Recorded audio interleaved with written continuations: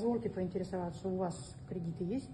И супруга ваша есть. берет без вашего согласия, или вы без ведома Нет, супруги кредитуетесь? Нет, не берет, и я не кредитуюсь. Но кредит у вас есть. Кредит есть. А на какие цели, если не секрет? Потребительский. Потребительский. Да. Вы ранее сказали, что закредитованности нет, но даже если у нас у главы Нацбанка есть кредит, как это не закредитованность? Так, ну вот смотрите, ладно, хорошо. Кредит. Двигатель торговли помогло Тимуру Муратовичу. Сейчас меня завершит. Кредит – это двигатель торговли. В рыночной